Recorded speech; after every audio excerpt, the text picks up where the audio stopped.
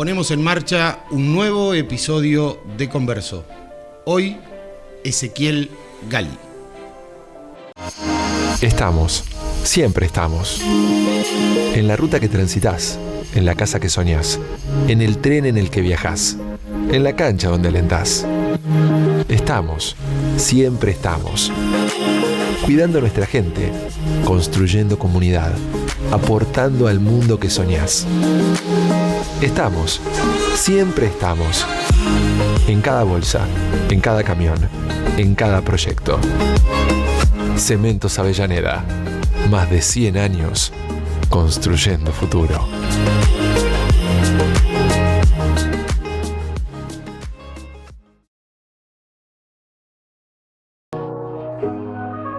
Mi corazón con Casa Silvia late más. 42 años vamos a celebrar. Con tu compra un auto podés ganar un 0 kilómetro para disfrutar. 100 millones en premios vas a encontrar y financiación para poder pagar. Vamos todos a comprar. Casa Silvia te da más.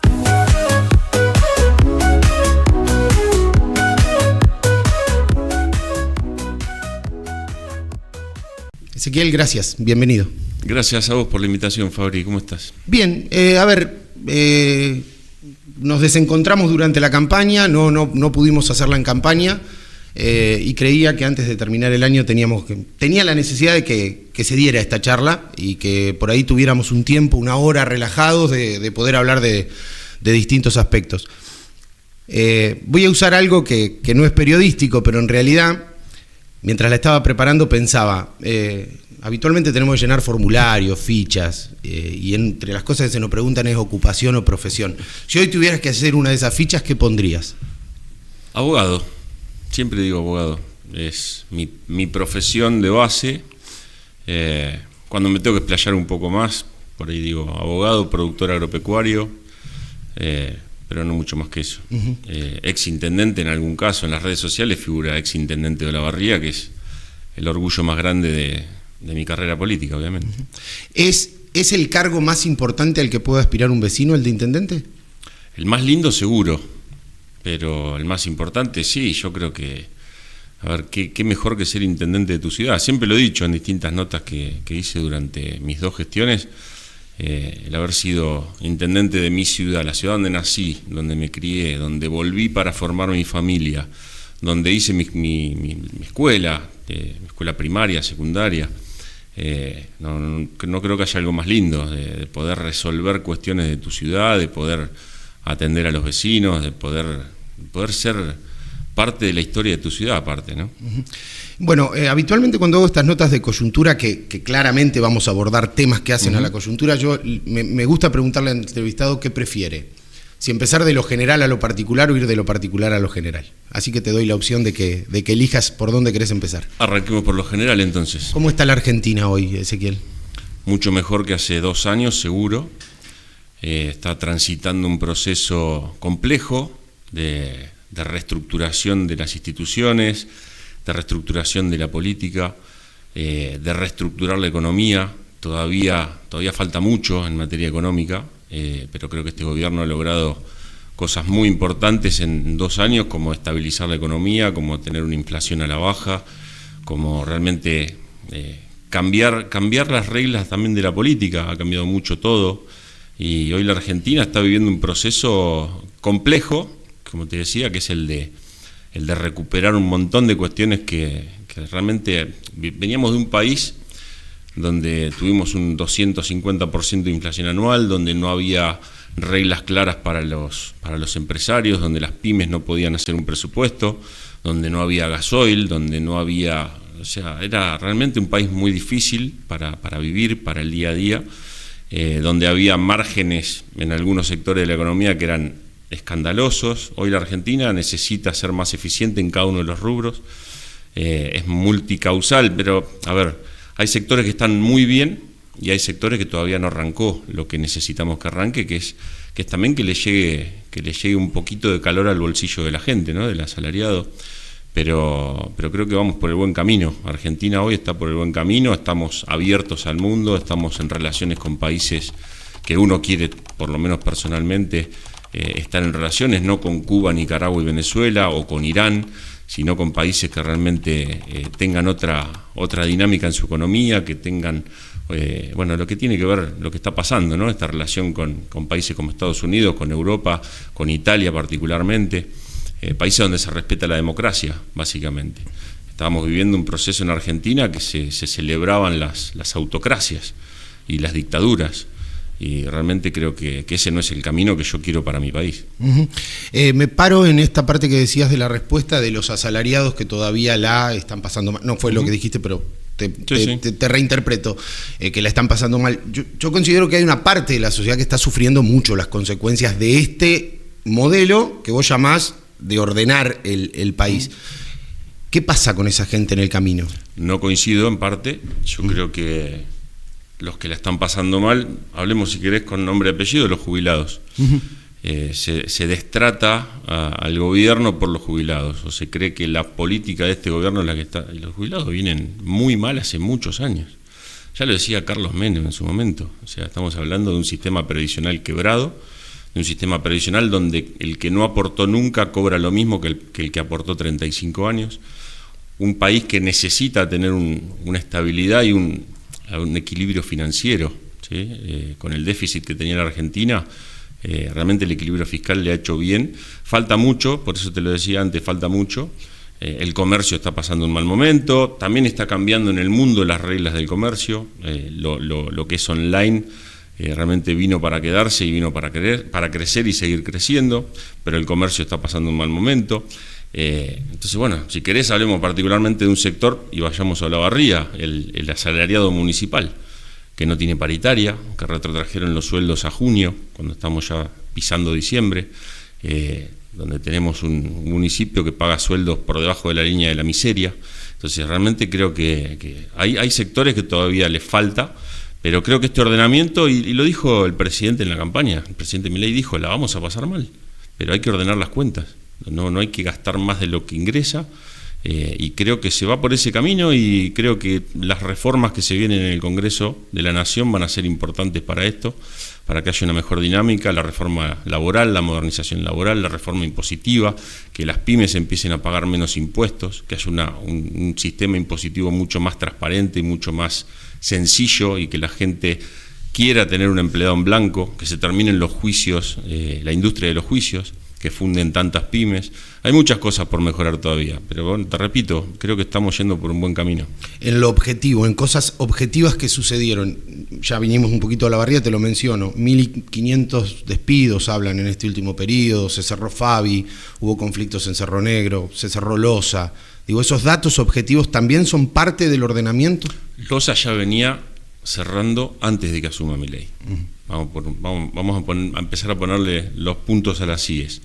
Fabi hacía años que se quería ir de Olavarría. No es de ahora, no es por las políticas de Milei. Incluso cuando estaba Alberto Fernández y que el presidente en funciones era Sergio Massa, no se podían sacar las regalías de Argentina, y Fabi sufría esa situación, una empresa de capitales chilenos. Cerro Negro viene en un proceso de achicar la empresa hace muchos años también. Que es cierto que cambian las reglas en la construcción y que eso impacta en Olavarría, sí, claramente. El sector de las canteras, yo estuve reunido con ellos, Diego Santilli se reunió con ellos, se fue muy preocupado con la situación, entendemos que hay una situación que tiene que mejorar y que tiene que cambiar, las empresas están trabajando a un 35% de la capacidad operativa. Sí, por eso te decía antes, hay sectores que realmente están viendo, el sector energético, el campo, con decisiones que ha tomado este gobierno, la ganadería está en un gran momento, pero también hay sectores que están todavía sufriendo el impacto de los años de populismo que tuvo la Argentina, de los años que tuvo el descalabro económico que tuvo la Argentina, y que va a costar ordenarlo, sí, seguro que va a costar, pero bueno. ¿Qué interpretación política, social, filosófica, la que quieras elegir? Cuando decís, a Milei lo votaron cuando dijo que la íbamos a pasar mal, o se lo votó. ¿Por qué? Y dijo eso. ¿Qué explicación le encontrás a ese comportamiento del electorado? Hartazgo del ciudadano con la política, y de ver que la política no resolvía absolutamente nada, y que el sueldo se le licuaba mes a mes con una inflación del 25% mensual, básicamente, entre otras cosas, ¿no? Entre otras cosas que la gente veía que los políticos tradicionales y los partidos tradicionales no le resolvían, y entre un Sergio Massa, que era más de lo mismo, con los mismos de siempre, y un Javier Milei que venía a plantear algo distinto para la Argentina, claramente el 55 y pico de los argentinos eligieron el otro camino. A ver, es la misma. A ver, hay un sector de la población que es el que hablamos siempre cuando hacemos los cafés y charlamos de política, que son los que definen la elección, que es un gran porcentaje del electorado. Tenés los que están polarizados entre kirchnerismo y antikirchnerismo, y después tenés un sector que no le interesa a quién gobierne, quiere estar bien. Ese sector es el mismo que votó a Cristina, a Macri, a Alberto Fernández, y ahora lo votó a Milei. Fíjate la diferencia ideológica entre los 4 candidatos. Y ese sector es el que define la elección, y es el que quería estar mejor, el que quería ver algo diferente y probar con algo distinto. Un presidente que arrancó sin estructura política y que hoy las reglas ya cambiaron. Le tocó atravesar una elección de medio término donde se ganó claramente, y la gente decidió dar un mensaje que es el no volver para atrás, y me parece que eso también es un mensaje claro.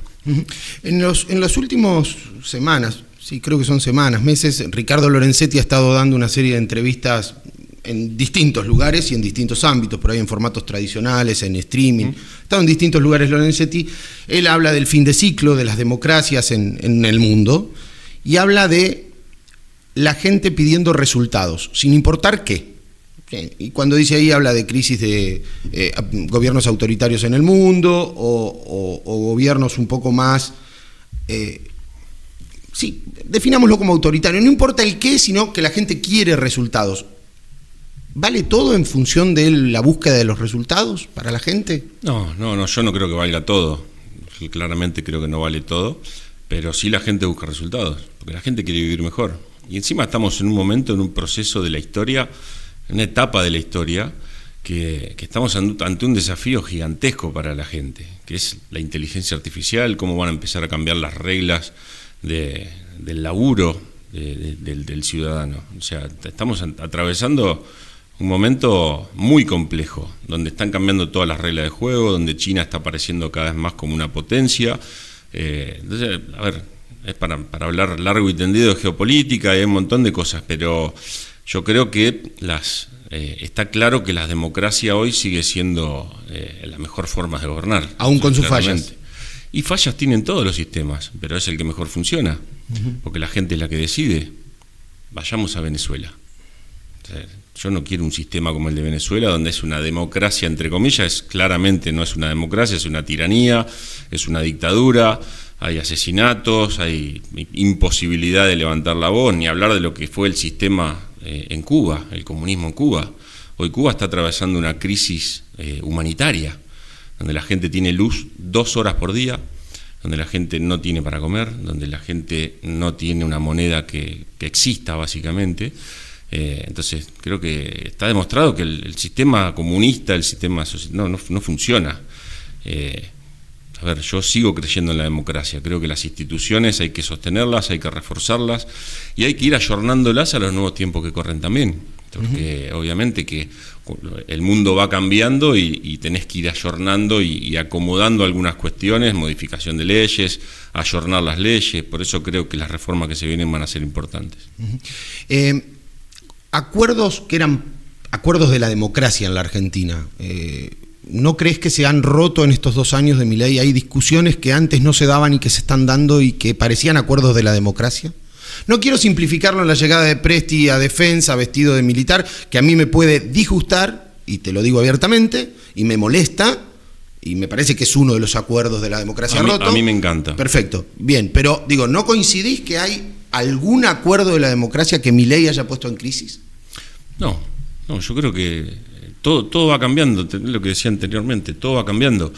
Y yo creo que Argentina ya, si bien es una etapa nefasta y oscura de nuestro país, creo que la Argentina ya atravesó muchos años de democracia como para seguir pensando que un ministro de Defensa que sea militar va a traer a la Argentina la etapa más oscura de nuestro país. Me parece que es más allá de eso, es un reconocimiento a las Fuerzas Armadas de esta época, de esta etapa de la democracia, que creo que le va a hacer bien, y hay que tener, a ver, los países claramente y necesariamente tienen que tener un buen sistema de defensa. Tenemos narcotráfico, tenemos fronteras que hay que cuidar, hay un montón de cuestiones que tienen que ver y que van más allá de que una fuerza armada pueda voltear un gobierno democrático. Yo creo que en Argentina eso está muy lejos. Y está muy lejos, y pensémoslo en lo que está pasando en Latinoamérica. Tenemos en Latinoamérica casos, cantidades de casos. Hoy en Perú hay una destitución de una figura presidencial, pero sin embargo tiene un sistema institucional de su economía, un banco central independiente, una moneda estable. Después tiene casos como Uruguay, que tiene una democracia estable, que van cambiando de la izquierda a la derecha, pero siguen adelante con una línea de lo que quieren para su país. Hay algunos acuerdos democráticos que no se tocan quien gobierna en Uruguay. Exactamente. Bueno, pero en Argentina no se rompieron esos acuerdos democráticos. Sí, todavía nos falta mucho para pensar en lo que está pasando en Uruguay. Yo creo que sería lo ideal para que pase en Argentina. O sea, venimos de gobiernos que tienen ideas muy diferentes, y se cambia todo el tiempo, vamos como en un péndulo yendo de un lado para el otro. Me parece que ahí sí tenemos que sentarnos todos de una vez por todas, va a ser dificilísimo, pero sí a pensar en una estabilidad en materia educativa, en materia económica, creo que en materia de seguridad, obviamente, ¿no? Creo que todavía nos falta mucho para... Caprichosamente te interrumpí. ¿Por qué te encanta lo de Presti?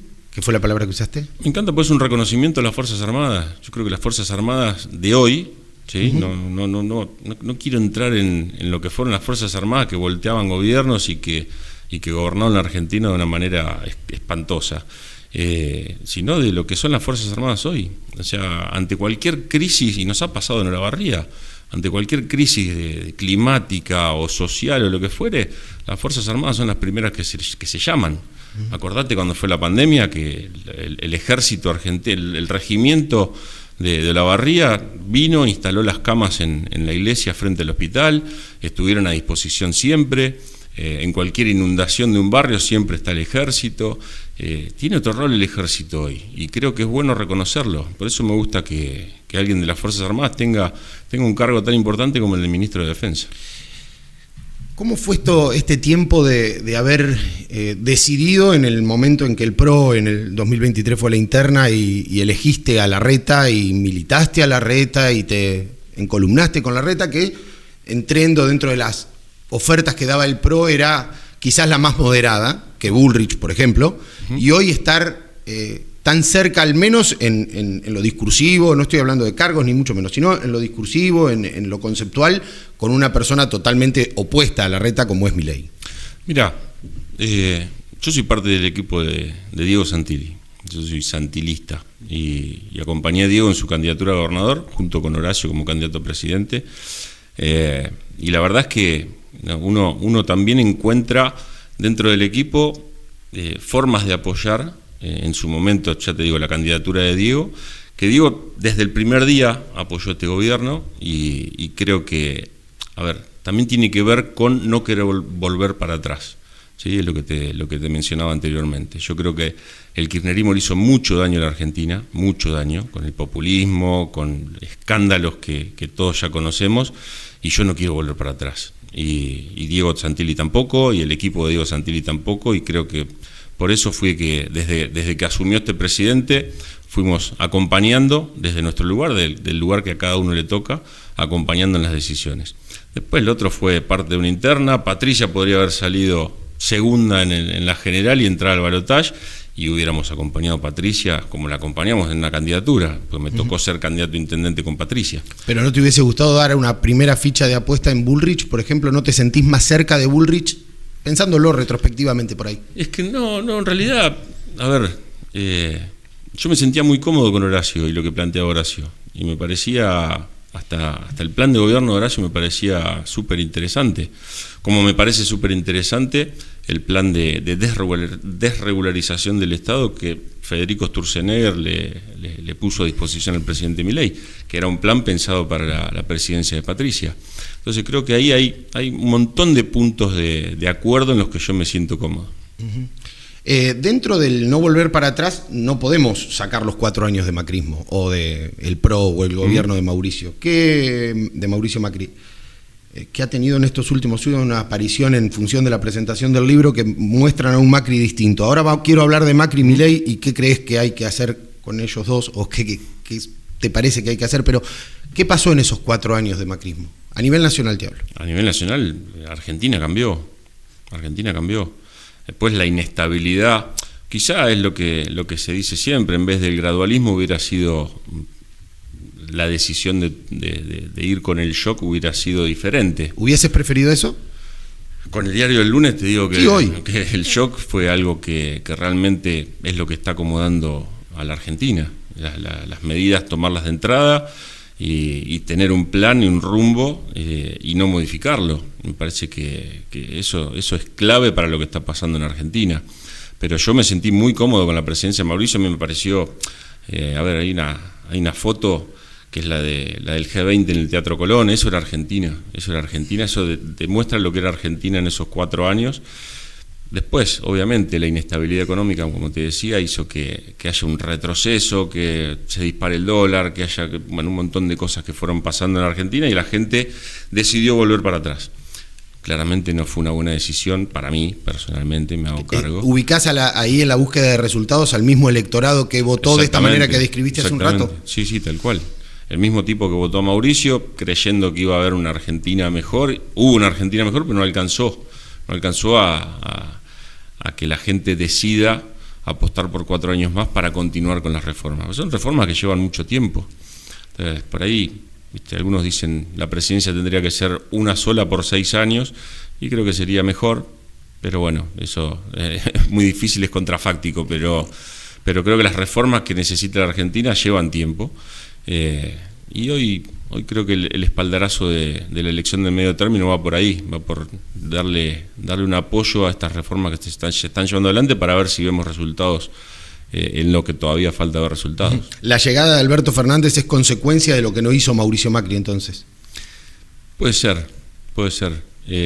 Claramente la gente votó con el bolsillo y claramente hubo una idea de, bueno, ni hablar de la jugada de Cristina, ¿no? De no ser candidata cuando era la líder de la oposición en ese momento y fue una decisión ponerse detrás de un candidato a presidente más moderado, pero terminó siendo lo que todos vimos. Realmente es una catástrofe para la Argentina. ¿Qué deberían hacer juntos Macri y Milei? Más allá de comer milanesas, como dicen. Sí, eso es muy del... A ver, yo creo que el PRO, desde el primer día, y lo va a seguir haciendo, acompaña las decisiones del presidente. Y lo está haciendo en la Cámara, donde corresponde, en las 2 cámaras. Después puede haber desencuentros en algunas cuestiones. Eso es muy de la macropolítica, eso estamos lejos nosotros de entenderlo. Lo que uno quiere es que obviamente que coman milanesas muy seguido y que haya un acuerdo de todos los puntos y que puedan de alguna manera pulir esas diferencias. Ojalá que sea pronto, también seguramente va a llevar tiempo, pero yo creo que el PRO lo está haciendo y nosotros desde el PRO hoy el Colo tiene muy en claro y nos cuenta cuál es la estrategia, cuál es la idea. Y creo que se está trabajando de esa manera. Lo mismo va a pasar con los acuerdos que hay en la provincia. Yo creo que el PRO y la Libertad Avanza, por algo fuimos juntos en la provincia, hoy le toca conducir a la Libertad Avanza porque son los que ganaron la elección en el 2023 y nosotros vamos a acompañar y estamos acompañando. Seguís siendo PRO, no pasaste al otro lado. A ver, no, yo no pasé al otro, yo soy santilista, como te digo, y en Olavarría soy... Está bien, pero después te quiero preguntar los sismos, ¿no? Tenía una pregunta pensada sobre los sismos.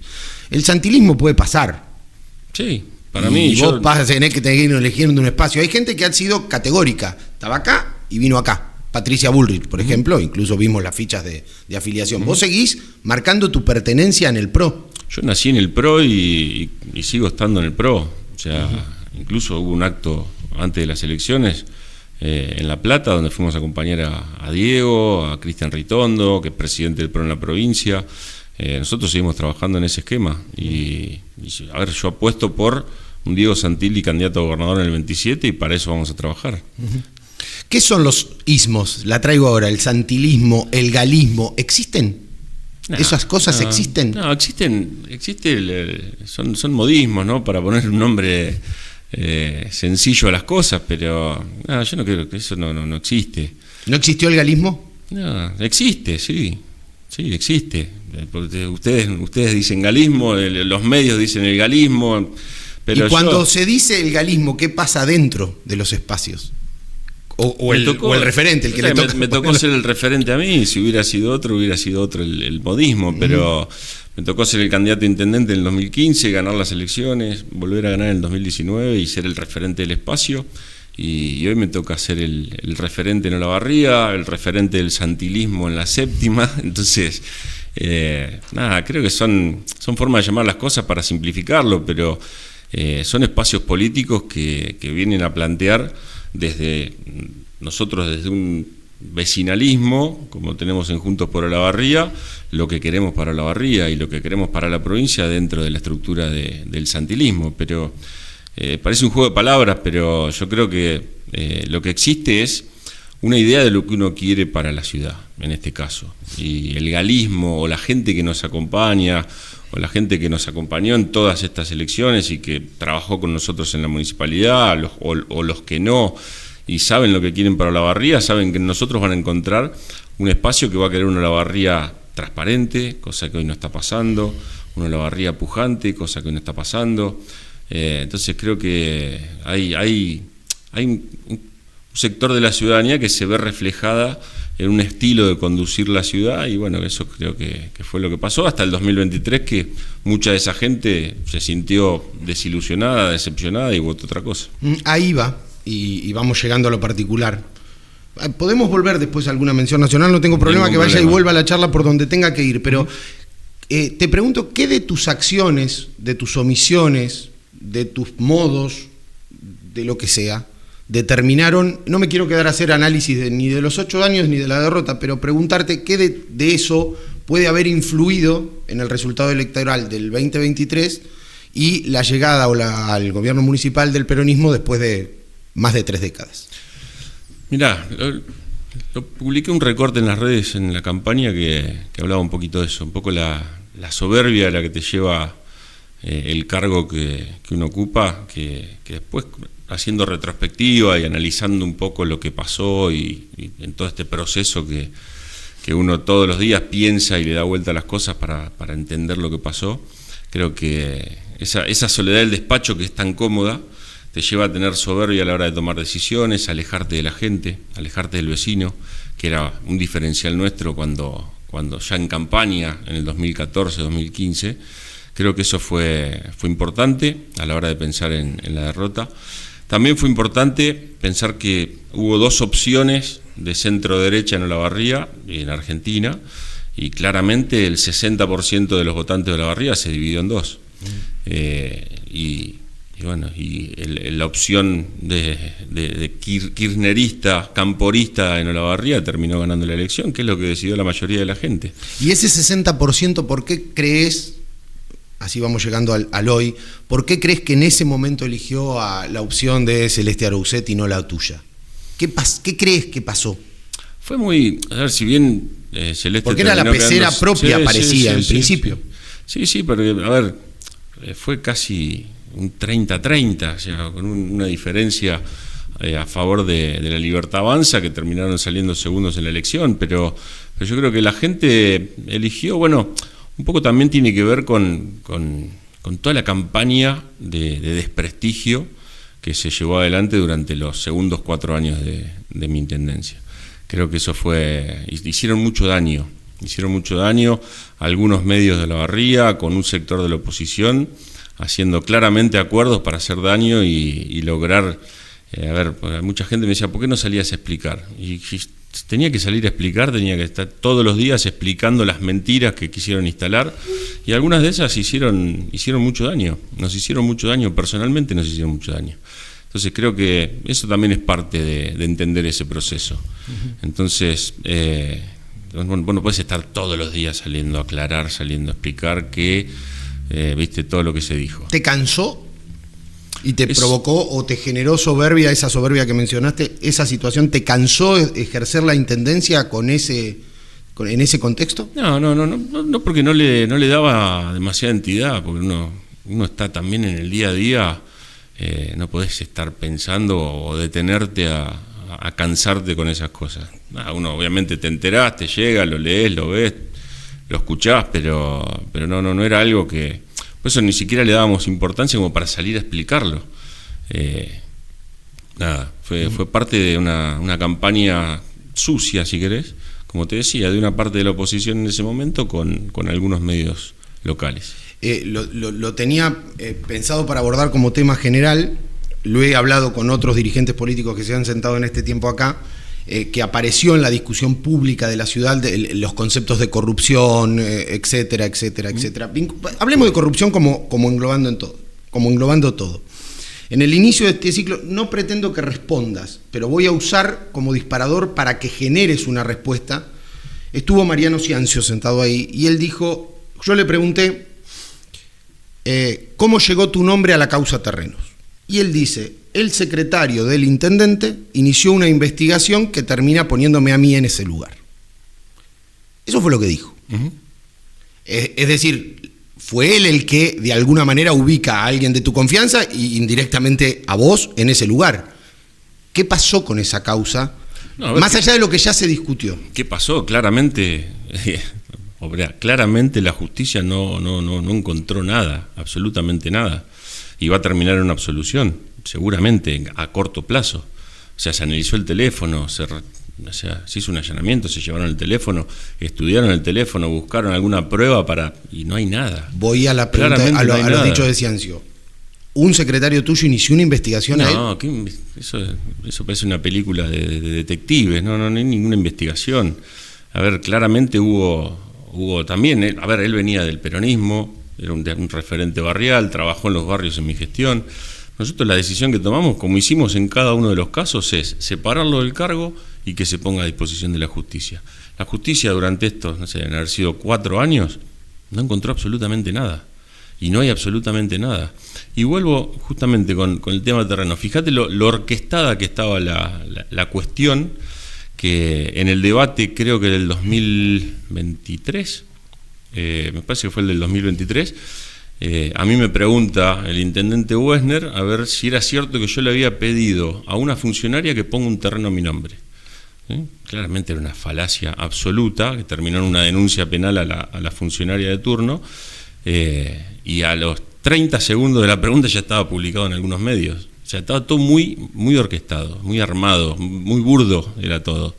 Pero evidentemente hace daño, es el famoso miente que algo quedará. Nada de lo que se dijo, y lo decís categóricamente, sucedió. Nada, absolutamente nada.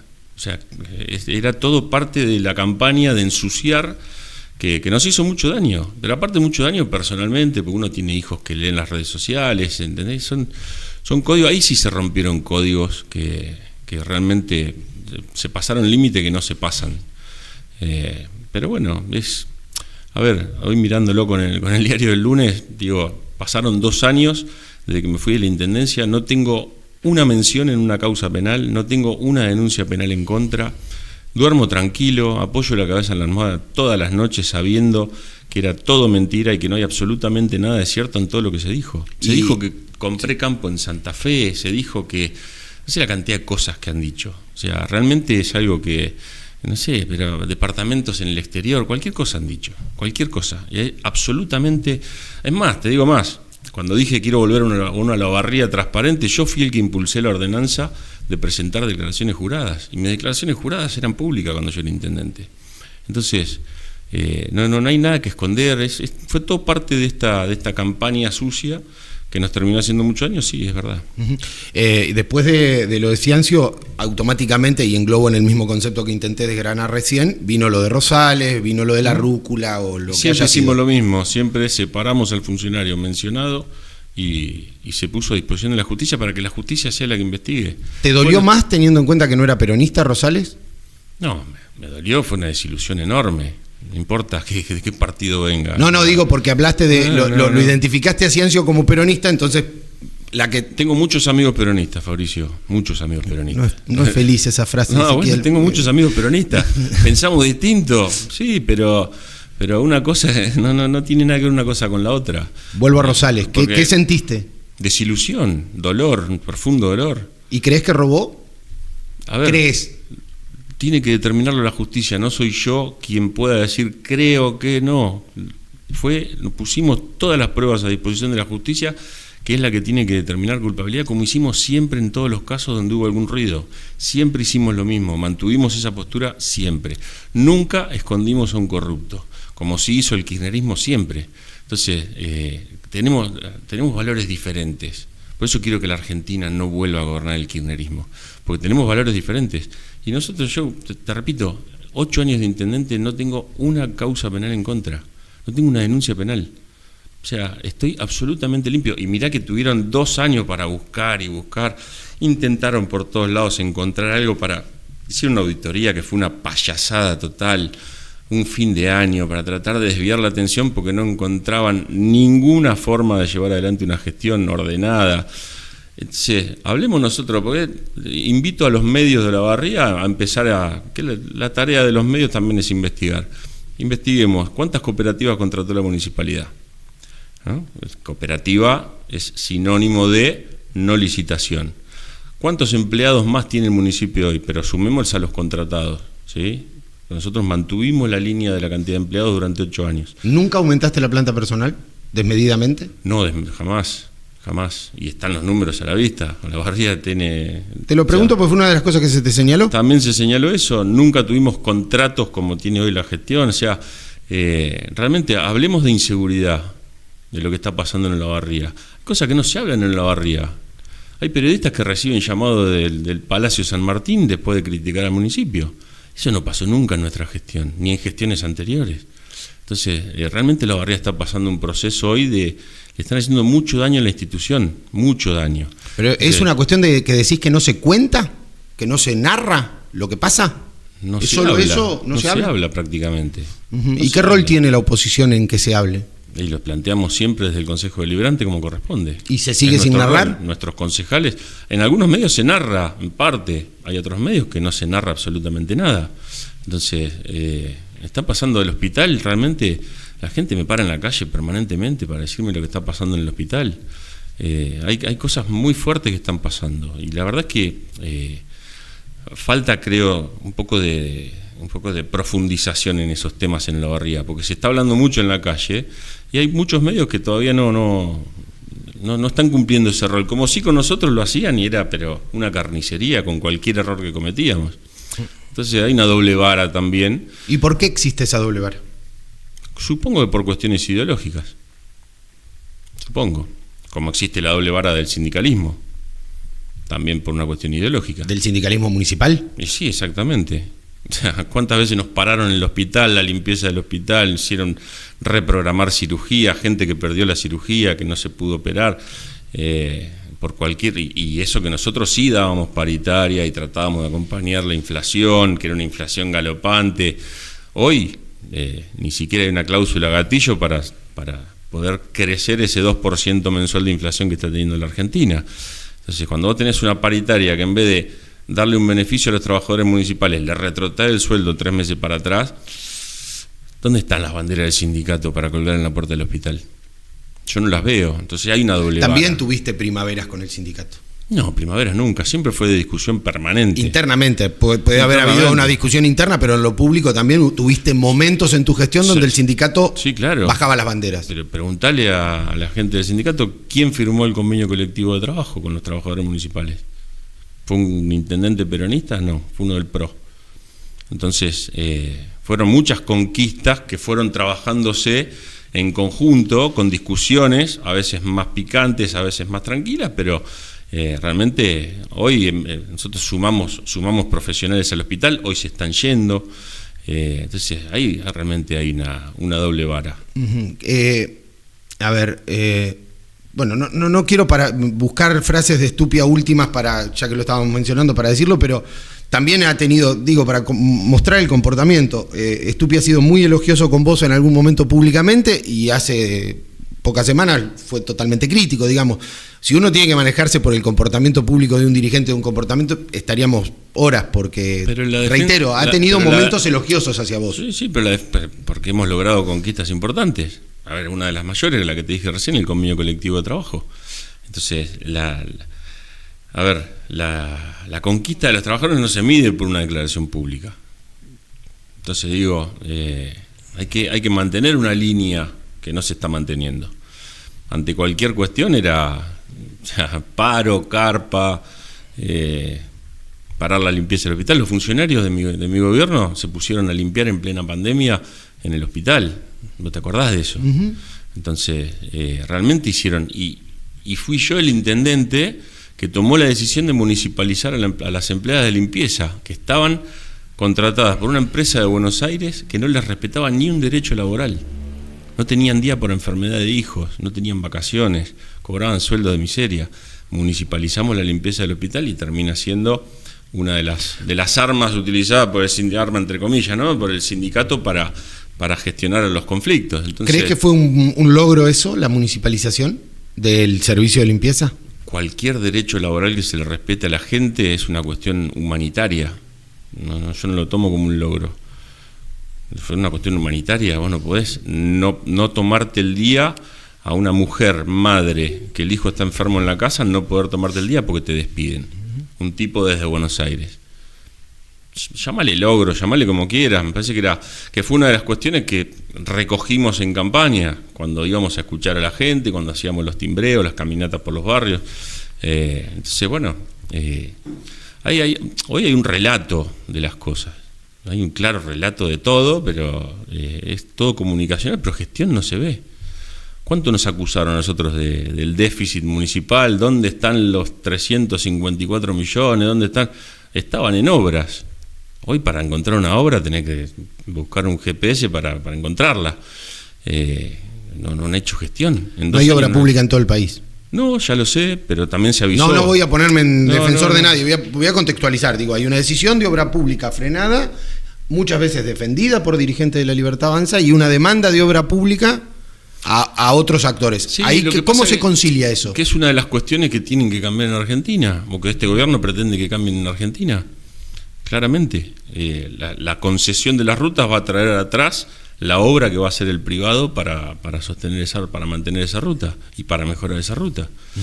Entonces, como va a pasar en el primer tramo que se licitó, que es el tramo de la ruta 14, que incluye el puente Zárate-Brazo Largo, que ya se licitó, que lo ganó una empresa la licitación para tener la concesión, y el vice le da un crédito para llevar adelante las obras, un crédito millonario. ¿Vos te imaginás un privado haciendo el colector Cloacal Norte, por ejemplo? ¿Por qué no? ¿Pero imaginás que haya un interés de un privado? A mí me hubiera encantado hacerlo, el colector Cloacal Norte, que lo licitaron y nunca nos bajaron el dinero. Que esa es otra. Cuando el gobierno dice, Milei no baja obras a la ciudad desde el gobierno municipal. Yo goberné con Alberto Fernández de presidente y Axel Kicillof de gobernador. No nos bajaban, pero no nos daban ni un vaso de agua. Y sin embargo seguimos adelante con las obras. Porque había un orden. Había un orden y había un déficit, si querés, que estaba expresado en obras. O sea, el déficit que dejó tu gestión es obras. Y preguntarle a la secretaria de Hacienda. No, te pregunto vos. Pero preguntarle a la secretaria de Hacienda, que sigue siendo la secretaria de Hacienda. Ella te lo puede contestar. Uh-huh. O sea, Eugenia Besoni es la misma secretaria de Hacienda que tuve yo, y con nosotros las obras se hacían. Hoy hay un aumento descarado del gasto corriente, porque gasto de capital prácticamente no hay, un aumento descarado del gasto corriente sin mejorarle el salario a los trabajadores. Entonces, ¿dónde está la plata? ¿En qué se está gastando la plata hoy? Es una gran pregunta, ¿eh? Es una gran pregunta. ¿En qué crees que se está gastando la plata hoy? ¿En pagar sueldos? Pero sueldos de miseria, pero con una planta aumentada, cantidades de contratos. ¿Cuántas cooperativas reciben contrataciones directas para tal o cual cosa? ¿Y si la cooperativa se viene el trabajo? Ojalá. Te pregunto, ¿qué opinarías al respecto? Si la cooperativa hace un bien el trabajo. Sí, tranquilamente, pero dejas de ser transparente. Yo prefiero licitar la obra y que se presente una cooperativa y gane la licitación. ¿Por qué no? Pero cooperativizar la gestión de esa manera es un escándalo, porque aparte no hay control de nada. Uh-huh. Supimos ser el municipio en el ranking número 1 de transparencia de la Argentina. Teníamos publicaciones de decretos con un atraso normal, no como ahora que están publicando decretos, deben de estar de mayo. Entonces te enterás de lo que está pasando en la municipalidad 6 meses después. Entonces, creo que la transparencia es algo que nosotros dejamos instalado en Olavarría que costó mucho trabajo, costó mucho tiempo, fue una decisión política, porque ser transparente es una decisión política, y tiraron por la borda todos esos años de trabajo. Es una lástima. Es una lástima que el vecino no pueda ver y no pueda gestionar los recursos, o ver cómo gestiona los recursos públicos la municipalidad. Aparte de lo mencionado hasta acá, ¿qué valoración, has respondido y has dicho cuestiones que permiten saber cuál es tu valoración sobre el gobierno de Wessner, o de los primeros 2 años del gobierno de Wessner? Desde lo que creías que iba a pasar a lo que está pasando, ¿en cuánto hay coincidencia? No, es mucho peor de lo que pensábamos, mucho peor. Es preocupante, porque aparte es un intendente que claramente no toma las decisiones. Entonces hay un triángulo de hierro, si querés replicar lo que dicen los medios nacionales, bueno, hay un triángulo de hierro, pero hay un intendente que se saca fotos, después las decisiones las toma. El empresariado local no puede tener una reunión con el intendente a solas para charlar de temas de gestión, que se logró algo histórico, que la verdad que la afectación de la TIJ, después de un año donde se invirtieron 3 millones de pesos en la industria de Olavarría, cuando la industria es nuestro principal sello para salir a mostrar la ciudad. Nosotros teníamos, la industria, teníamos discusiones permanentes. Yo tenía discusiones permanentes con la Unión Industrial, con todos los sectores, con los parques, en la Asociación de Parques Industriales. Inauguramos el sector industrial planificado de Los Fresnos, que era algo que comenzó José Severri y que me tocó continuar a mí. Hoy lo único que crece en ese sector son los pastos. Eso mismo decía Severri en el 2019 de tu gestión. Pero los pastos se cortaban y las empresas empezaron a aparecer. Vendimos 31 lotes a empresas a un valor ridículo, si querés, a nivel inmobiliario, porque nosotros lo que queríamos era que la gente se instale y genere empleo, básicamente.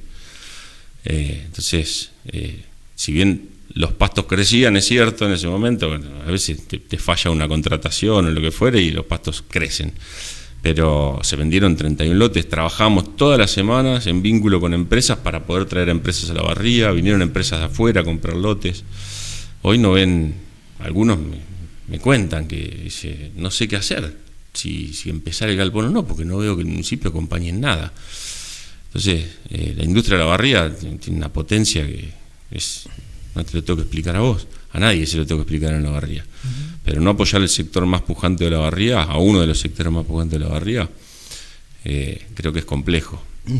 En la transmisión que hicimos con En Línea en la previa del debate, por eso voy a retomarme a mí mismo, me voy a citar a mí mismo, yo decía que veía una ciudad que poco a poco se iba achicando en cuanto a su potencial de crecimiento. Es decir, como que se iba metiendo en cositas y discusiones muy básicas, muy pequeñas, hasta llegamos a escuchar en ese debate, y soy reiterativo y le pido disculpas a la audiencia, que el impuesto a la piedra había que usarlo para financiar el transporte público, más allá que quien lo dijo no iba a llegar al Consejo y uno era consciente, pero no podemos permitir que todo sea gratis, de que se digan las cosas porque se digan. El impuesto a la piedra fue creado para una cosa, hay que retomar la senda para lo que fue creado. ¿Cómo es Olavarría? Trata de abstraerte de estos años de Wessner, pensarla un poco más, incluí tu gestión, la de José Severri si querés. ¿Qué fue pasando en esta Olavarría para que algunos creamos, por ahí incorrectamente, que se ha ido achicando y ha perdido su potencial? Yo no creo que haya perdido potencial. Yo no creo en eso. Al contrario. La Manera decidió invertir en una línea nueva de producción de cemento. Hoy Olavarría tiene 3 parques eólicos, uno en funcionamiento, otro que empezó a funcionar esta semana y el otro que está en construcción. O sea, Olavarría siempre es mirada con ojos de invertir y de seguir creciendo. Los parques industriales están a tope. El parque 2, el parque 5, el parque 1... Pero bueno, yo no creo, faltan decisiones políticas para que eso pueda llegar a crecer más, sí, pero no creo que se haya achicado. ¿No habría que empezar a pensar ya en una cosa más amplia para discutir política pública en Olavarría? Que se puedan sentar varios a una misma mesa. Es que siempre hubo mesas de trabajo, pero si la mesa de trabajo no está acompañada con decisiones políticas posteriores, no tiene ningún sentido. Es como armar una comisión para que nada funcione, la típica, armemos una comisión y discutamos, pero después, ¿quién le pone cascabel al gato? Nadie. O sea, Nosotros hacíamos reuniones de trabajo, pensábamos la ciudad con los distintos sectores y después ejecutábamos las decisiones en base a lo que se consensuaba, como fue, por ejemplo, la mesa de caminos rurales, que era una mesa que funcionaba a la perfección, y los caminos en Olavarría eran orgullo en la provincia y en gran parte del país. Pues teníamos caminos rurales bueno, eso se perdió. Hace 2 años que los caminos son un desastre y no se ve ejecución del fondo afectado que nosotros afectamos. Los fondos afectados son otro tema, ahora que se va a discutir el presupuesto. ¿Qué hicieron con los fondos afectados? Porque el afectado, hay que explicar, se tiene que usar para un fin determinado. La tasa de seguridad de caminos, la que va a los caminos rurales, la tasa vial, se tiene que gastar en un 85%, creo que quedó el porcentaje, el 100 habrá. Bueno, el 100, pero el 85% para obras en caminos y un 15% para hacer, por ejemplo, las chapitas para las tranqueras que las imprimieron con el número de ordenanza mal, por ejemplo. O sea, no pegan una. Ya, entonces los fondos afectados no lo están usando en lo que lo tienen que usar. Y eso después hay que devolverlo. Lo que usaste para pagar sueldo, que iba para el fondo afectado, lo tenés que devolver en algún momento. Entonces, bueno, nosotros siempre afectamos, los fondos afectados fueron para eso, los caminos rurales eran un lujo, el fondo educativo se utilizaba para... Era un lujo, sí. Sí. No digo porque por ahí hay definiciones que después te van a someter a la crítica. No, pues, pero, a ver, habla con cualquier productor agropecuario y habla hoy de lo que eran los caminos en nuestra gestión y eso que nos costó muchísimo arrancar, porque la primera licitación ganó una empresa de afuera que nunca apareció, perdimos 1 año fácil en empezar a trabajar. Armamos un equipo de trabajo con máquinas propias, fíjate lo que es el acceso a Recalde, el acceso a Espigas, que lo hacíamos con máquinas municipales, con empleados municipales, el resto con empresas que licitaban la obra y la llevaban adelante. Entonces, es fácil echarle la culpa a la lluvia, pero cuando no llueve las máquinas no pasan. Entonces creo que hay mucho por mejorar. Pero no ves a Olavarría apagada. No, apagada, o achicada. No. Apagada no. Repito, las empresas que vos mencionaste al principio ya tenían una decisión tomada hace muchos años y la venían trabajando. También vos pensás que durante los 4 años de Alberto Fernández nadie podía despedir a una persona. Entonces, hoy la verdad que hubo retiros voluntarios, hubo jubilaciones anticipadas, y bueno, a nadie le gusta que alguien pierda el trabajo, Esa era la pregunta que te iba a hacer, ¿cómo le decís esto mismo a alguien que se quedó sin laburo por la razón que haya sido, digamos, sí. ¿No? Pero sí. Es un número importante el que dimos al principio de despedidos. Sí. Y gente que atrás hay una familia, sí, hay una claramente. Vida de vida. Sí. Que hay que explicarle que hay que pasarla mal para que vaya mejor, digo, ese concepto. No, no es hay que pasarla mal para que vaya mejor. Bueno, era más o menos así lo que propuso Milei. Bueno, para recuperar a la Argentina, después de tantos años de descalabro, la tenemos que pasar mal. No es fácil volver a ser un país como supimos ser, sin acomodar cuestiones que van a afectar a un montón de sectores, pero que seguramente, vuelvo a las reformas que vienen en Argentina, yo tengo mucha esperanza con las reformas que vienen en Argentina, mucha esperanza. La reforma del Código Penal, por ejemplo. Hoy la Argentina y en Olavarría la inseguridad es grave lo que está pasando. Es grave lo que está pasando. Una persona tuvo que defenderse a tiros adentro de su casa.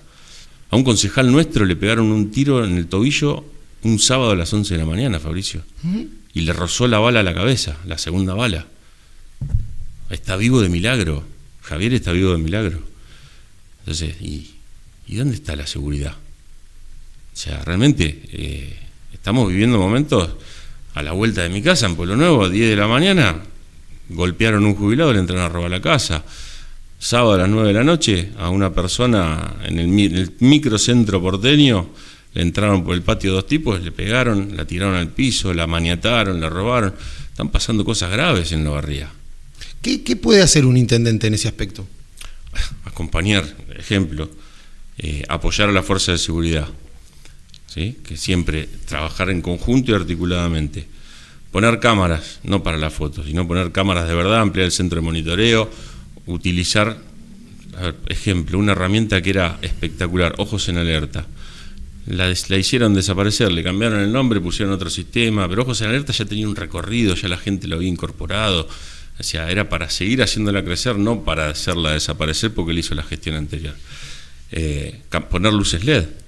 La cantidad de luces LED que pusimos, particularmente en la segunda gestión, y teníamos un plan para seguir creciendo y llevar a Olavarría a tener 100% luminaria LED. La luz LED te cambia la seguridad del barrio. Entonces, achicamos las cuadrillas en su momento para tener mayor patrullaje. Hay muchas cosas que se pueden hacer. La seguridad, obviamente, es de ámbito provincial, todos lo sabemos. Sí, multicausal. El doctor Carlos Pagliere el otro día nos decía esa marginalidad que no es pobreza, aclaro, para que no caigamos en peyorativos incorrectos. Esa marginalidad en la que transita una sociedad viene acompañada del delito, la droga atravesándolo todo. Digamos, ya si hablamos de droga, si hablamos de marginalidad, también hablamos de una política que debería ser súper municipal, porque a un municipio le va a quedar chico abordar todo eso, ¿no? A los hechos me remito, o sea, fíjate, la seguridad es una decisión política. Claramente es una decisión política. Patricia Bullrich, ministra de Seguridad durante estos últimos 2 años, demostró que se podía. En Rosario no se podía vivir, porque estaban a los tiros de día, en la calle, con las bandas de narcotráfico. Y con la decisión política que tomó la ministra Bullrich en su momento, y ni hablar del gobernador Puyaro, que acompañó al intendente de Rosario. A mí me lo contó el intendente de Rosario, no lo leí en los medios. Él durante la gestión anterior tenía 14 patrulleros para Rosario. Sacá la cuenta, 14 patrulleros. Con Puyaro tenía, no sé si eran 200. Entonces puedes patrullar, puedes tener una política. Es decisión política. Sí, quería ir a eso, de varios estamentos. Sí, no todo la decisión política del gobernador no es atacar la inseguridad. ¿No? No, si ellos ideológicamente lo han dicho públicamente, el pibe que sale a robar está buscando una salida laboral. Esa es su concepción. No hay que victimizar, no hay que... Pero el que libera es un juez. Sí, también, pero la justicia tiene que trabajar articulada con la provincia, con el Ministerio de Seguridad. Por eso hay que reformar el Código Penal. O sea, justamente por lo que vos decís, para que no haya puerta giratoria, que salga la ley de reiterancia, que el gobernador Kicillof no quiso adherir en la provincia. Hay un montón de cosas que, cuando vos crees que si salir a vender droga o a salir a robar es una salida laboral, y no hay que victimizar, porque no viste que no hay que, no me acuerdo cómo es la palabra que usan, pero yo creo que yo a los presos los quiero, a los chorros los quiero presos. O sea, quiero que el que las hace las pague como corresponde. O sea, como planteó Patricia, es una decisión política la que había que tomar, y se tomó, y están a las claras está el resultado, que no se ve ese resultado en la provincia de Buenos Aires. El conurbano es tierra de nadie. Lamentablemente vemos todos los días hechos que son gravísimos. ¿Por qué se legitimó electoralmente la elección de Kicillof y la de Wessner? Electoralmente hablo de septiembre, ¿no? Sí, bueno, ahí hubo claramente un apoyo de los intendentes al gobernador, que tampoco se legitimó la gestión de Kicillof, me parece, y tampoco se legitimó la de Wessner. Es una elección intermedia, no es una legitimidad al municipio. Ezequiel, en cualquier ejecutivo el intendente legitima... No, perdón, en serio, perdón por el tono en que te lo dije, pero digo, el intendente sabe que cuando va a legislativas refrenda la suya. Pero está bien. La propia. Pero vos fíjate que nosotros competimos haciendo un espacio articulado con La Libertad Avanza, con 2,50 pesos contra el aparato municipal, que hacía anuncios todos los días, y con la gestión en la calle, tratando de mostrar gestión, que después desapareció, aparecieron esos 30 días de campaña, después desaparecieron, y sin embargo, la diferencia fue mínima. O sea, no fue un triunfo claro de la gestión municipal. Además, creo que sacaron la misma cantidad de votos que en el 2023. No hubo un crecimiento, no hubo gente que no los había votado y los acompañó. Hay que leerla bastante finita la elección. Si sacaron lo mismo el 23, quedaron más o menos empatados en legitimidad, por lo menos. Y también estuvo el apoyo de los intendentes y el aparato de los intendentes, que claramente no estuvo en la elección de octubre, porque ya habían garantizado lo propio, y lógicamente no hicieron campaña tan a fondo como lo hicieron para el 7 de septiembre. Pero, a ver, la verdad que la gente, por eso es muy difícil, no hay que subestimar al electorado. Jamás. ¿No? Claramente. Y después también hay que pensar, en Olavarría hubo en septiembre 7 boletas pseudo libertarias, ¿no? Y en octubre no. Entonces toda esa gente votó a un espacio que terminó siendo Diego Santilli el primer candidato a diputado nacional y acompañó al gobierno nacional, que tampoco es legitimar la gestión del gobierno nacional, pero sí hubo un acompañamiento claro. La variedad de color violeta, decís, en septiembre puede haber generado... Y hubo una dispersión, sí, claramente. Después el radicalismo sacó 9 puntos, o sea, todos esos espacios en conjunto sacaron 7, 8 puntos, el radicalismo sacó 9, hubo una dispersión, lógicamente. También hubo una boleta muy parecida a la nuestra, que estaba al lado, había confusión. ¿Cómo la dejó pasar el apoderado del partido? ¿Qué hizo el apoderado ese día? Se reclamó. ¿Sí? ¿Estaba activo el apoderado del partido? Sí, claro que sí. Pues parece, ¿El día de la elección? No solo el día de la elección, el día que se legitiman las boletas para que se judicializó el tema, y la justicia dijo que no era el mismo color. La justicia electoral de la provincia de Buenos Aires, ¿no? Lo tomé un poco a broma, digamos, porque creo que también fue discutido en broma. ¿Cómo se te pasan esas cosas? No se pasan. Fue claramente una decisión política y se judicializó el tema y la justicia le dio la razón a esa boleta que era idéntica. Entonces, pero bueno, hay que competir con las reglas arriba de la mesa como corresponde, como te toca, y la gente es la que elige. ¿Qué es la lealtad en la política, Ezequiel? La lealtad en la política, la lealtad es una sola. Uno es leal o no es leal. Después en la política no veo que sea diferente a la lealtad como definición de lealtad. ¿Qué significa para vos la lealtad en la política entonces?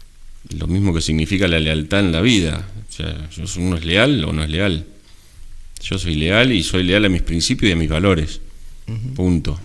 Después, como decís vos, en un momento los representa una línea política, siempre dentro de la misma línea política, ¿no? Pero yo a Diego Santilli en el 2015 no lo conocía, y lo conocí en el 2021 cuando hicimos la campaña para diputado nacional y me sentí muy identificado con la forma de trabajar y si querés, para responder a tu pregunta, decidí que mi lealtad sea hacia ese espacio, ¿no? Y de los que elegiste para trabajar con vos, ¿sentís que todos fueron lo suficientemente leales para trabajar al lado tuyo? ¿Ninguno te jugó una mala, te escondió un banquito? No. ¿Los que elegiste? No, los que elegí no.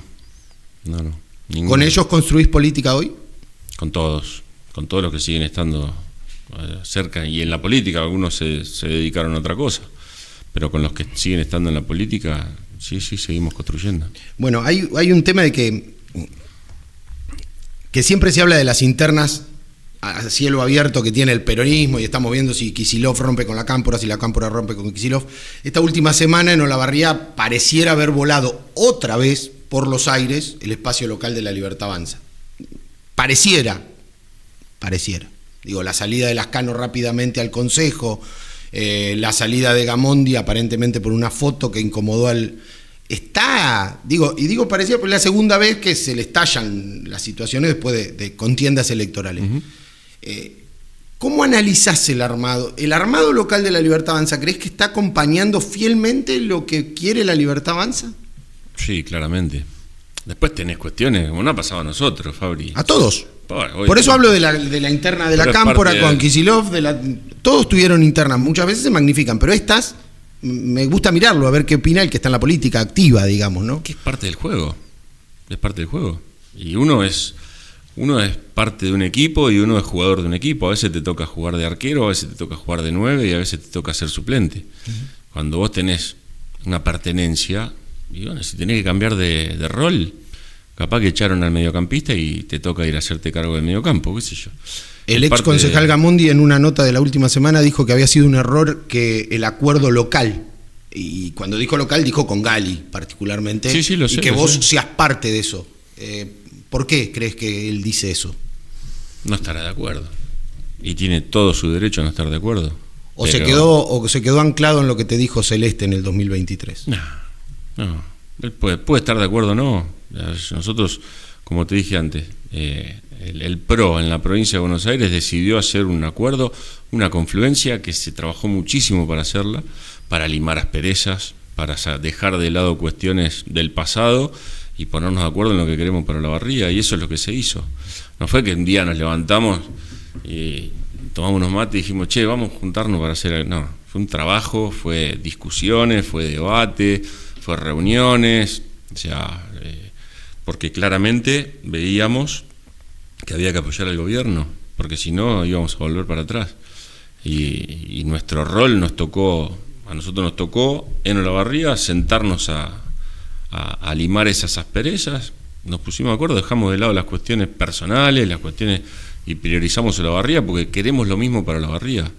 Eso es lo que tenemos claro. ¿La pudiste convencer a Aruset que no eras un corrupto? Se lo tenía que preguntar a ella, porque yo no... Porque te lo dijo, te lo dijo ella. No te lo repitió en privado, digo. No, hemos hablado de todos los temas, ¿sí? De todos los temas, y hemos limado esas asperezas que te digo. Perdón, yo no podría limar una aspereza con una persona mega corrupta.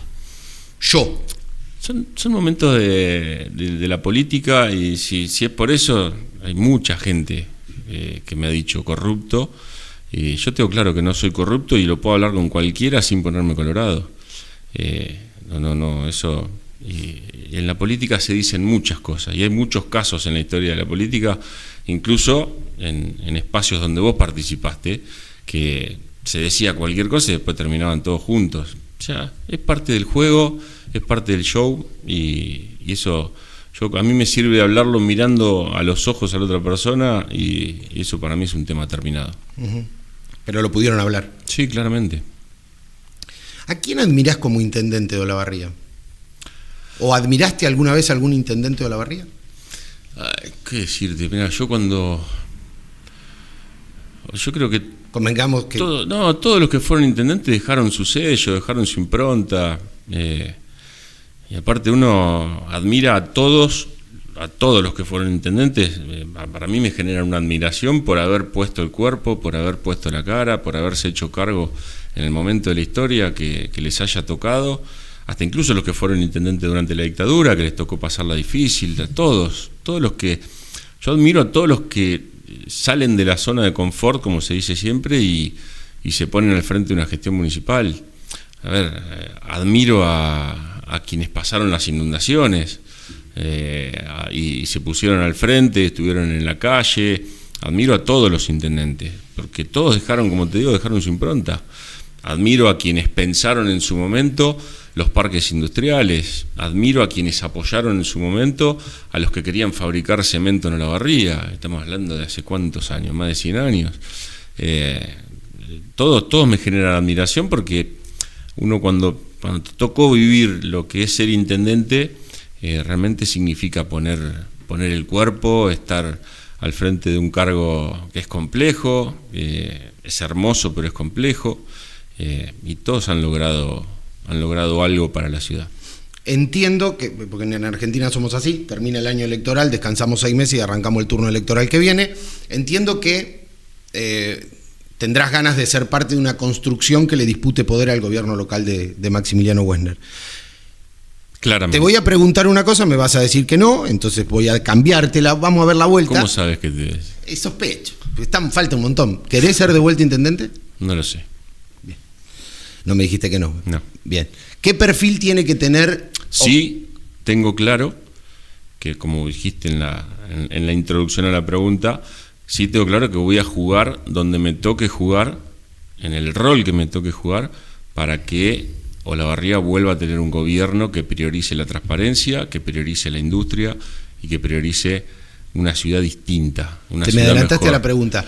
Entonces, donde me toque voy a estar. Bien. Donde sea necesario también, porque por ahí, si yo vuelvo a ser candidato, es perjudicial para el espacio. Entonces daré un paso al costado.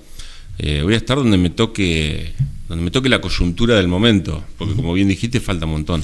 ¿Qué perfil crees que tiene que tener el candidato o la candidata que le dispute poder a Wessner, suponiendo que Wessner intente una reelección, o al gobierno de Wessner en el próximo turno electoral? El perfil de candidato o candidata quisiera que me dieras. No, porque eso puede ser cualquier perfil de candidato o candidata. Puede ser, el perfil es lo de menos, lo importante es lo que quiera para Olavarría y los valores que compartamos. O sea, si no compartimos los valores o la idea que queremos para la ciudad, de lo que queremos para la ciudad, no tiene perfil, pero cualquier persona que tenga intenciones de que Olavarría esté mejor, ahí estaremos trabajando codo a codo. Uh-huh. ¿Tenés a alguien en tu cabeza? Siempre tengo un montón, pero no, falta un montón, falta muchísimo, realmente falta muchísimo. Tenemos que seguir trabajando en fortalecer esta alianza que se hizo en la provincia de Buenos Aires, y sí voy a trabajar también incansablemente para que Diego Santilli pueda ser el gobernador de la provincia de Buenos Aires a partir del 2027. Ahí me vas a tener trabajando seguro, porque yo creo que lo mejor que le puede pasar a la provincia es tener un gobernador como el Colo Santilli. Y eso sí ya sería un hecho, pensar que Santilli va a disputar la gobernación, aunque falte tiempo, digamos. No, falta tiempo, pero Diego quiere ser gobernador de la provincia de Buenos Aires, y creo que sería lo mejor que le pueda pasar a la provincia, te lo repito. Él tiene intenciones de disputar la elección de la provincia. Después, si es candidato o no, será parte de la coyuntura también, ¿no? También en una de estas entrevistas de coyuntura, el Franco Cominoto, en su rol de dirigente de la UCR, dijo algo con lo cual, después que lo dijo, no quedé muy de acuerdo, sobre administradores, gestores, administradores, y él traza un hito diciendo que Elio Ceseberry fue el último gestor que tuvo esta ciudad, y todo el resto fueron administradores, y algunos los calificó de malos. Entonces, estar al frente de una municipalidad es administrar, es gestionar, es el gestor, administrador, hacedor. ¿Qué es estar al frente de una municipalidad? Y sí, ¿cuán cerca estás de la definición de Cominoto? No, lejísimo, estoy muy lejos. Estoy muy lejos. Sí, Elio fue un gran gestor y un gran administrador, seguramente, como lo fue Tucho Alfieri, que fue el que pensó los parques industriales para Olavarría. Como lo fue José también. José pensó, vuelvo al ejemplo, el parque industrial donde era el aeroclub. Eso es pensarlo Olavarría para adelante. Entonces, todos, es que es lo mismo que te decía antes, todos tuvieron su impronta, y es fácil criticar cuando estás adelante de un micrófono y decir fueron todos malos. Primero tenés que ser, y después sí podés pensarlo de una manera o de la otra, porque no es fácil tomar decisiones, no es fácil tomar decisiones que le cambian la vida a la gente. Te podés equivocar y los errores los pagás carísimos. Entonces creo que todos fuimos gestores y administradores, de una manera o de otra. ¿Cómo volvemos a debatir en Olavarría que el impuesto a la piedra sea usado para lo que el impuesto a la piedra fue creado, tal lo pensó Lara en su momento, y que haya una definición concreta de que eso se termina la joda, ya está, no se habla más de para qué tiene que ser usado? En realidad, primero, no es un impuesto. Bueno, vamos a dejarlo en claro, no es bien. Pero confunde también, y otros le dicen tasa, tampoco es una tasa, es un derecho de explotación. Bueno, vamos por eso. Porque como tasa tendría que tener una contraprestación, entonces confunde, decirle impuesto confunde. Sí fue algo pensado para que el pasivo ambiental que deja la industria minera sea reparado de alguna manera, y todos los fundamentos ya los conocemos.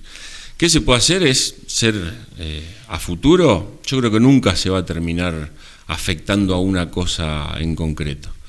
Creo que es una herramienta que tiene el municipio para ser más pujante, y creo que el que venga tiene que ser ordenado en las cuentas para poder ser eficiente, y que ese uso sea eficiente, y que no sea solamente para pagar sueldos. Después podés pensarlo para cualquier cosa, como se pensó, por ejemplo, la afectación de la TIC, de la tasa de seguridad y higiene que pagan las empresas, que creo que fue un gran proyecto, una gran idea que tuvieron los concejales hoy de la oposición para que la industria reciba también lo que aporta, porque no solo aporta salarios y empleo en la ciudad, aporta mucho en impuestos. Entonces, que ese impuesto, esa tasa, vuelva a la industria en una obra, en mejorar el parque industrial, es importante. Nosotros no llegamos a terminarlo porque nos tocó perder, pero la duplicación de la avenida Circunvalación que nosotros iniciamos desde la ruta 226 hasta la avenida Sarmiento está planificada hasta la avenida del Valle. Entonces vos, ese punto, esa arteria de la ciudad es clave para el desarrollo de la industria y para tener mejor seguridad vial, para que las empresas puedan entrar y salir de la mejor manera. Entonces iniciamos una rotonda, hicimos hasta la ruta 226 la duplicación de la calzada, está planificado hasta incluso con iluminación de punta a punta para que los trabajadores que van en bicicleta tengan mayor seguridad vial. Entonces hay cosas que cuando vos sos ordenado y tenés en claro que la administración, ahí te toca administrar los recursos, sea lo más ordenada posible, creo que ahí solo se ordena el tema, pero nunca se va a poder afectar. Y tampoco creo que es conveniente pensar en, como dijeron varios también en el debate, en aumentar, en modificar el punto. Porque me brota, te soy honesto.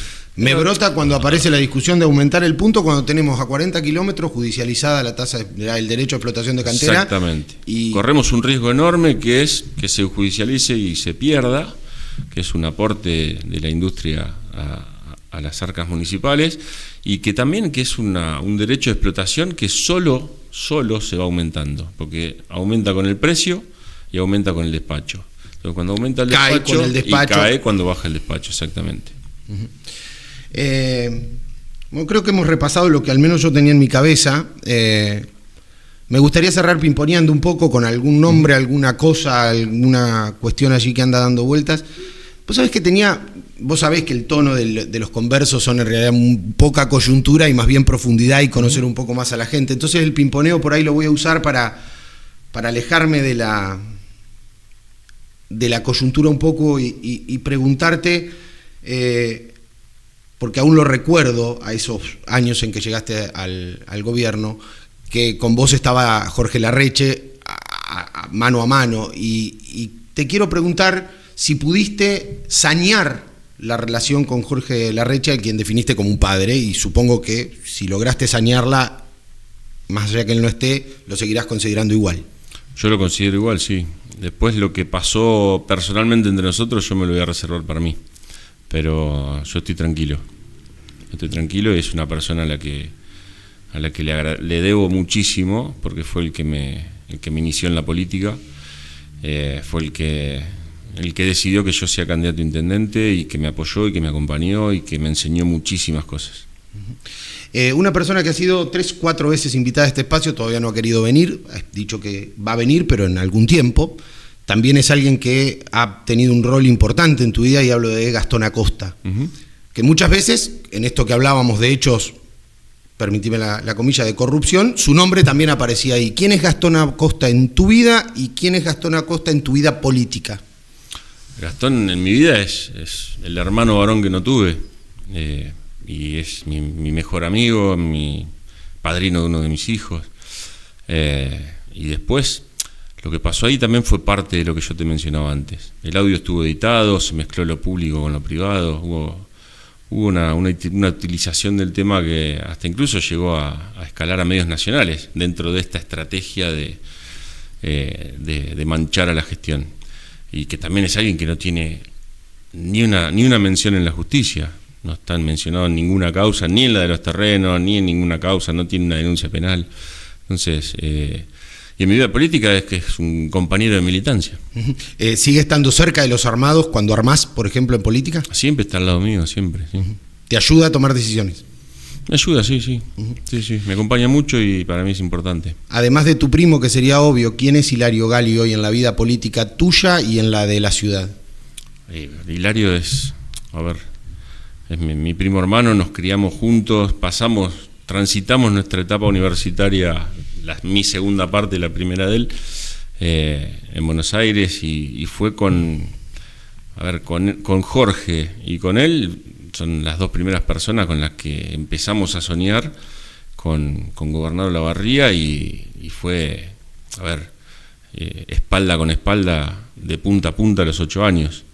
Y también es un gran compañero de militancia, queremos lo mismo para Olavarría, y aparte nos complementamos mucho, porque yo con los números no me llevo, por eso soy abogado. O sea, él es economista y él con los números es brillante, y nos complementamos mucho con eso.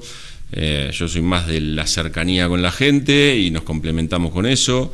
Y como secretario de gobierno para mí fue una enorme tranquilidad tenerlo ahí atajando penales. Aparte es un gran arquero, hablando de fútbol, ¿no? Pero, como Milei. Exactamente, como Milei. Pero nos complementamos mucho y nos entendemos de memoria. ¿Tiene perfil de intendente, Hilario? Tiene perfil para lo que él quiera. Tiene una gran capacidad de gestión. Para lo que él decida, tiene un gran perfil. Uh-huh. Maximiliano Wessner, persona intendente, ¿quién es? Una gran persona, lo conozco también de hace 30 años, de la época de la escuela. Un gran tipo, un gran amigo de sus amigos, pero como intendente fue lo dije en algún medio en su momento, una gran estafa electoral. ¿Y César Valicenti? César Valicenti es un apasionado de la política, con quien no coincido absolutamente en nada, ideológicamente, y alguien que hoy en Olavarría tiene un gran peso político dentro de las decisiones que se toman. ¿Alguna vez se dijo, al menos en los corrillos, en eso que nadie lo dice, pero se te lo dicen, de que hubo un acuerdo entre César Valicenti y Ezequiel Gali finalizado tu mandato? ¿Tejieron algún acuerdo en algún momento? No, nos sentamos a ver, tejer un acuerdo, no, sí. Digo, sabemos lo que significa en política tejer un acuerdo. Sí, por acá no vamos, por acá sí, a eso me refiero. Obviamente se discutieron cargos en el Consejo Deliberante, ellos obviamente pretendían la presidencia y es lo que correspondía. Hubo discusiones sobre la gente que quedaba en el municipio, pero después si querés, acuerdos se rompieron todos.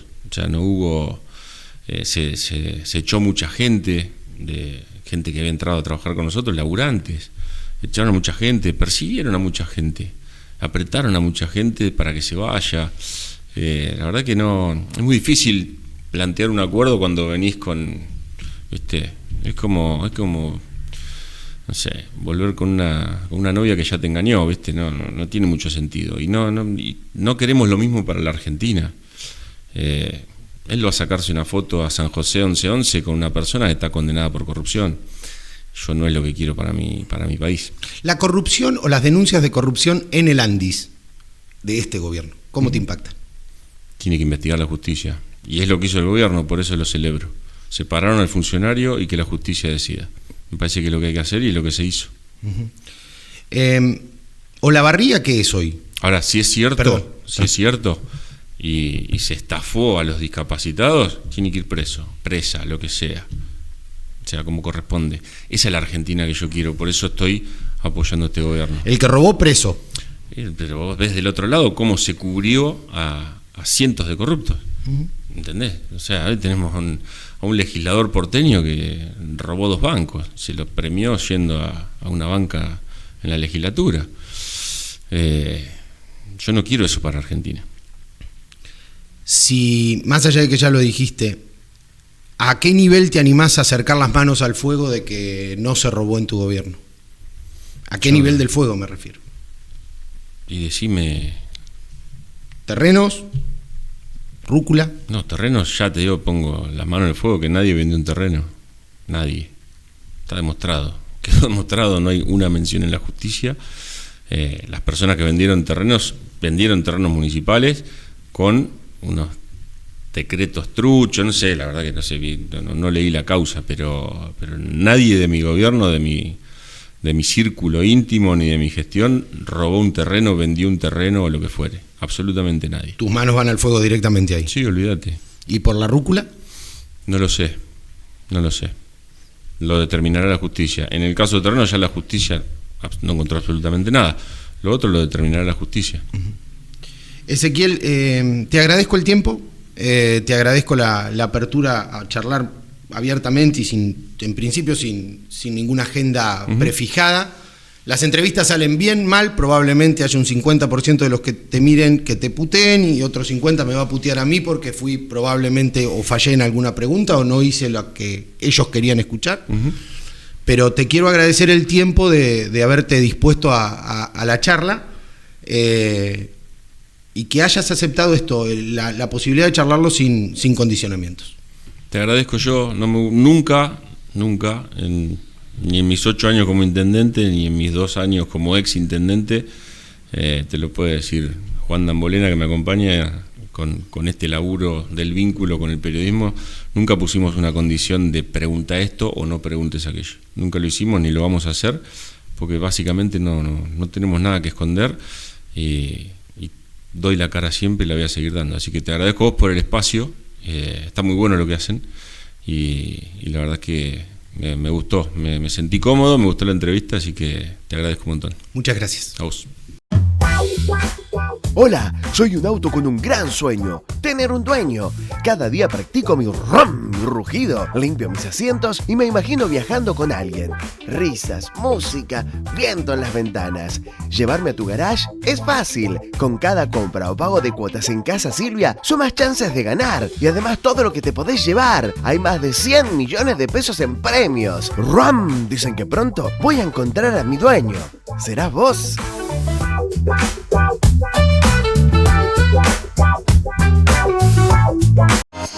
Estamos, siempre estamos. En la ruta que transitas, en la casa que soñás, en el tren en el que viajás, en la cancha donde alentás. Estamos, siempre estamos. Cuidando a nuestra gente, construyendo comunidad, aportando al mundo que soñás. Estamos, siempre estamos. En cada bolsa, en cada camión, en cada proyecto. Cementos Avellaneda, más de 100 años construyendo futuro.